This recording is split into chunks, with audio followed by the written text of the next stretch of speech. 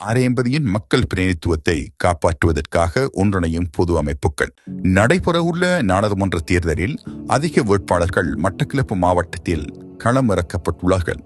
இந்நிலையில் மட்டக்களப்பு மாவட்டத்தின் மைய பகுதியாக திகழும் ஆரையம்பதி பிரதேசத்தின் மக்கள் பிரதிநிதித்துவத்தை பாதுகாப்பது, ஆரையம்பதி பிரதேசம் நாளாந்தம் எதிர்கொள்கின்ற நில அபகரிப்பு, நிர்வாக சுரண்டல்களை எவ்வாறு தடுப்பது என்பது தொடர்பாக விசேட கலந்துரையாடல் ஆரையம்பதி பொது அமைப்புகள், ஆலயங்கள் மற்றும் விளையாட்டுக் கழகங்கள், இளைஞர் கழகங்கள், வர்த்தக சங்கங்களுக்கு இடையிலான விசேட கலந்துரையாடல் இடம்பெற்றது. இக்கலந்துரையாடலை அடுத்து ஆரையம்பதிக்கான தலைமைத்துவத்தை உறுதி செய்வதற்கும், ஆரையம்பதியில் தமிழ் மக்கள் விடுதலை புலிகள் கட்சியினை ஆதரித்து தமிழ் மக்கள் விடுதலை புலிகள் கட்சியின் சார்பில் 4ஆம் இலக்கத்தில் போட்டியிடுகின்ற முன்னாள் கிழக்கு மாகாண சபை உறுப்பினருமான பூபாலப்பிள்ளை பிரசாந்தன் அவர்களையும், தமிழ் மக்கள் விடுதலை புலிகள் கட்சியின் தலைவர் சிவனேஸ்வரி சந்திரகாந்தன் அவர்களையும் ஆதரிப்பது தொடர்பாக ஒவ்வொரு ஆலயங்களுடனுமான விசேட கலந்துரையாடல்கள் இடம்பெற்று வருகின்றது.